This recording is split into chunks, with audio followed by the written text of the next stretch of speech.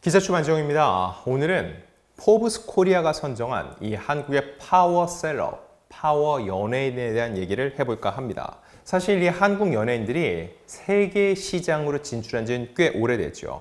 K-팝, K-드라마, K-영화, 최근에는 K-뮤지컬까지 톤이상을 거머쥐면서 그야말로 K-컬처 전성시대를 열었다고 볼 수 있습니다.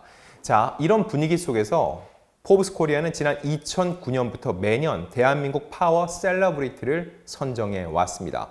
2009년부터니까 올해는 16년째죠. 그리고 이 포브스는 원래 미국에서 굉장히 유명한 경제 전문지죠. 그리고 포브스 코리아는 그 한국 지사라고 볼 수 있습니다. 자, 이 포브스 코리아는 파워 셀러브리티 40을 선정하는데 조사 기간 내에 드라마, 방송, 영화, 공연, 광고, 음원 발매 등 다양한 영역을 조사를 하고요. 미디어의 관심이나 대중적 영향력들, 이런 평가들을 정량으로 다 계산을 해서 결과를 도출합니다. 주요 지표는 5개라고 하는데요. 바로 수입, 얼마나 버냐, 언론, 얼마나 언론에서 많이 다뤄지느냐, SNS에서 이들이 얼마나 노출되느냐, 방송 활동을 얼만큼 열심히 하느냐, 그리고 팬덤 투표, 얼마나 많은 팬들을 거느리고 그들에게 지지를 받느냐, 이런 5가지를 주요 지표로 다뤘다고 합니다. 그렇게 돼서 나온 탑5, 1위는 아이유, 2위는 손흥민, 3위는 에스파, 4위는 전현무, 그리고 5위는 이명웅이었습니다. 이 발표는요, 4월 말에 나왔어요. 근데 한 달여가 지났죠. 근데 왜 이게 뒤늦게 다시금 회자가 되느냐를 놓고 봤을 때 전현무 씨 때문입니다. 4위에 오른 전현무 씨. 지난 6월 8일 자신의 SNS에 이런 글을 올렸어요. 다작의 결실이다 하면서 포브스 2025 탑4 파워 셀러브리티 40이라고 게재를 했습니다. 탑5 가운데 예능인, 방송인은 전현무 씨가 유일한데 본인도 이 소식을 좀 뒤늦게 접한 것 같아요. 그러면서 이걸 SNS 게재를 했고 관련 기사가 쏟아졌습니다. 그러면서 탑5 면면이 다시 한번 소개가 됐고 그들이 화제를 모으게 됐던 거였죠. 전현무 씨 입장에서는 이번에 처음으로 순위권에 진입한 거기 때문에 더욱더 의미가 있다고 볼 수 있는데 전현무 씨는 왜 탑4, 4위에 오를 수 있었을까요? 현재 무려 12개의 고정 프로그램을 진행 중이라고 합니다. 간판은 나 혼자 산다죠. 그 외에도 후리안 19, 전지적 참견 시점, 사장님 귀는 당나귀기, 톡파원 25시, 아빠하고 나오고, 전현무 계획 2, 티처스 2, 집 나가면 개호강, 세상에 이런 일이 2, 브레인 아카데미, 이게 다 방송 중이고 오는 15일에는 크레이지 리치 코리안이 첫 방송을 앞두고 있습니다. 다작에 대해서 사실 비판적 시선도 있어요. 채널만 돌리면은 전현무다. 전현무 말고는 쓸 MC가 없냐? 이런 말도 있는데 이에 대해서 전현무 씨가 공식 소상에서 입장을 낸 적이 있습니다. 이렇게 많이 나오면 이미지 소비가 있지 않냐고 하는데 저는 다작을 안 한 적이 없다. 아나운서 때도 그랬고 늘 그랬다. 몸에 밴 것 같다. 불안감 때문에 한다고는 했지만 근본적으로 제 꿈이었기 때문에 하는 것 같다고 밝혔습니다. 제가 볼 땐 맞는 얘기예요. 전현무 씨는 정말 아나운서 시절에도 남들보다 훨씬 더 많은 일을 했습니다. 중요한 건 뭘까요? 다작에 대해서 분명 불편한 시선이 있고 부정적 시선도 있는데 이로 인해서 전현무 씨의 활용 가치가 떨어지면 그때는 자연스럽게 안 쓸 수 있다는 겁니다. 지금은 그럼에도 불구하고 다작을 하는 전현무의 활용도가 높고 그로 인해서 결과물이 좋기 때문에 제작진들이 앞다투어 전현무를 기용하는 거라 볼 수 있겠죠. 자, 그러면서 전현무 씨는 다작을 하는 것을 오히려 자랑스럽게 생각을 하는 것 같아요. 이렇게 얘기를 합니다. 꿈을 이뤘는데 몸이 힘들다고 나태해지는 건 용서가 안 된다. 근본적으로 일을 좋아하기 때문에 병원에 갈 정도로 몸이 아파도 열심히 하는 것이다. 본인 입장에서 이 다작은 일을 열심히 하고 싶은 마음의 발로라는 겁니다.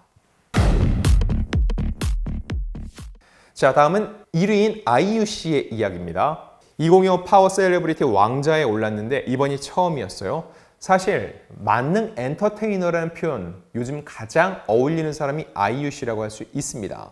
자, 일단 2008년 고작 15살에 데뷔를 했는데 지금 17년 차에 대한민국 최고의 탑 연예인 자리에 올랐다고 볼 수 있습니다. 일단 지난 1년간의 행보를 보면은요, 상암 월드컵 경기장, 이게 한 번에 5만 명 가까이 모으는데 여기를 꽉 채우면서 남다른 팬덤 동원력을 과시를 했고요. 그리고 올해 초에 뭐가 있었죠? 바로 넷플릭스 시리즈죠. 폭삭 소가수다가 있었습니다. 극중에서 1인 2역을 소화를 했어요. 애순과 금명이죠.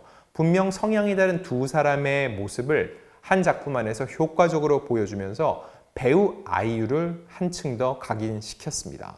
자, 이 포브스에 따르면 조사 기간 동안 음원 소득, 공연 출연료, 드라마 출연료, 광고 출연료 등을 합친 아이유의 총 연간 소득은 약 320억 원대로 추정이 된다고 합니다. 여기에 언론, SNS, 방송 수상 부문에서도 골고루 높은 점수를 기록해서 결국 셀럽 지수 56.51점으로 정상에 오를 수가 있었던 거죠. 아이유 씨 이전에 그러면은 과연 누가 이 자리를 계속 유지를 해왔는지 보니까 역시 가장 많은 1위를 차지한 건 BTS입니다. 최근 5년만 보더라도 2000년부터 2023년까지는 BTS였어요. 그럼 2024년은 누구였을까요? 이 역시 납득을 할 만한 인물이었습니다. 걸그룹 블랙핑크입니다. 블랙핑크 같은 경우는 전 세계에서 유튜브 구독자, SNS 구독자는 BTS보다 더 많아요. 그만큼 세계적인 인지도가 어마어마하게 높은 그룹이라는 거죠. 근데 BTS가 왜 2024년에는 자리를 내줬을까요? 2023년 12월에 멤버들이 대대적으로 동반 입대를 해서 완전체 활동이 어려워졌습니다. 그래서 그때부터는 BTS의 이름으로는 그들의 활동량이 줄어들 수밖에 없었고요. 다만 지난해 멤버 중 맏형격인 진이 이제 전역 후에 개별 활동을 해왔는데 그 결과 이번 조사에서 진은 개인으로도 이 파워 셀러브리티 순위 26위에 이름을 올렸습니다. 자, 다음은 이명웅 씨를 한번 살펴보도록 하겠습니다. 포브스 코리아가 뽑은 파워 셀러브리티 40 중에서 5위에 자리했습니다. 32.28점인데 전년도 순위도 중요해요. 일단 아이유는 29위 뛰어 올랐습니다. 지난해에는 30위였는데 무려 29계단 상승을 했죠. 2위는 손흥민 선수. 손흥민 선수는 2위에서 2위 자리를 유지를 했습니다. 그리고 3위는 걸그룹 에스파, 4위는 전현무. 둘은 모두 이번에 새로 진입을 했습니다. 그럼 이명웅은 어떨까요? 이명웅은 지난해에도 5위, 올해도 5위였습니다. 즉 굉장히 안정적으로 그의 영향력을 이어가고 있다는 거죠.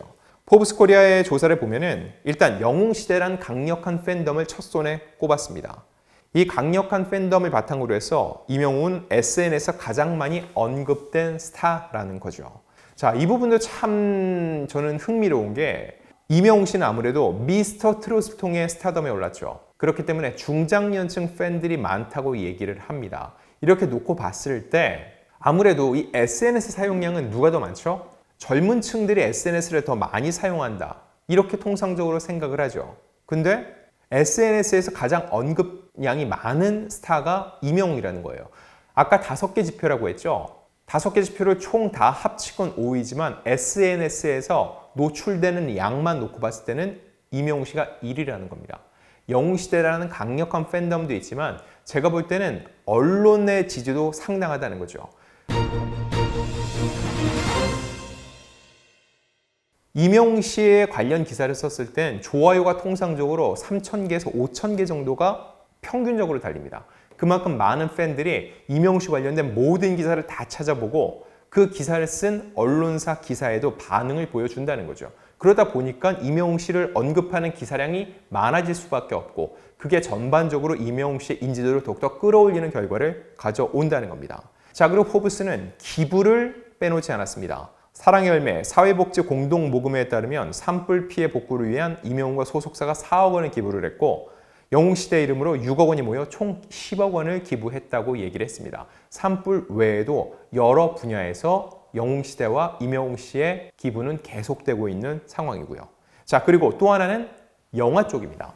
투어 영상으로 제작된 다큐멘터리 영화가 극장에서 잇따라 개봉이 됐는데 특히 최근에 더 스타디움 상암 월드컵 경기장에서 보여줬던 그 공연 실황을 극장으로 옮긴 이 영화는 역대 공연 실황 영화 최고 흥행 기록을 갈아치웠습니다. 그리고 이 영화 넷플릭스를 통해서도 공개했는데 10주 연속 대한민국 탑10 영화 순위에 진입할 정도로 여전히 꾸준한 인기를 누리고 있다는 거죠. 넷플릭스 같은 경우도 젊은 층들이 많이 활용을 한다라고 얘기를 하지만 이명웅 씨의 팬들 덕분에 많은 유입이 있었고 젊은 층 중에서도 이명웅 씨의 컨텐츠를 고르는 사람이 적지 않다는 간접적 증거라고 볼 수 있습니다. 자, 그럼 2위인 손흥민 씨도 짚어봐야죠. 손흥민 씨는 토트넘 후스퍼 FC의 주장입니다. 또 대한민국 국가대표 축구팀의 주장을 맡고 있기도 하죠. 토트넘 구단 역대 최다 어시스트 기록을 보유하고 있고요. 2025년 3월 기준 447경기 173골로 클럽 통산 득점 5위에 올라 있기도 합니다. 아울러 잉글랜드 프리미어리그 통산 100골을 달성한 최초의 아시아 선수로 프리미어리그 단일 시즌 득점왕에 올랐는데, 이런 내용들을 바탕으로 해서 지난해에 이어서 손흥민 씨가 올해도 2위에 올랐는데 그 후에 유로파리그에서 정상을 차지했습니다. 프로 커리어 15년 만에 처음으로 우승을 하면서 무관의 서름을 털어냈는데, 이런 내용이 포함되기 전까지 조사 내용만으로도 손흥민 씨는 2위였다는 거죠. 아마 이 내용이 포함됐으면은 1위까지도 노려볼 만한 상황이었던 것으로 보입니다. 자, 다음은 걸그룹 에스파입니다. 2020년에 데뷔한 4인조 걸그룹인데 가상세계라든지 아바타라든지 여러 가지 이런 세계관을 바탕으로 해서 많은 지지를 받고 있습니다. 이 첫 정규 앨범 아마게돈의 선공개곡 슈퍼노바가 엄청난 인기를 누렸고요. 그리고 그 후에 위플래시도 100만 장이 넘는 앨범 판매고를 기록해서 결국 탑5에 포함될 수가 있었던 겁니다. 자, 이렇듯 포브스 코리아가 집계한 대한민국 파워 셀러브리티 40, 그 중에서도 탑5에 대한 얘기를 알아봤고요.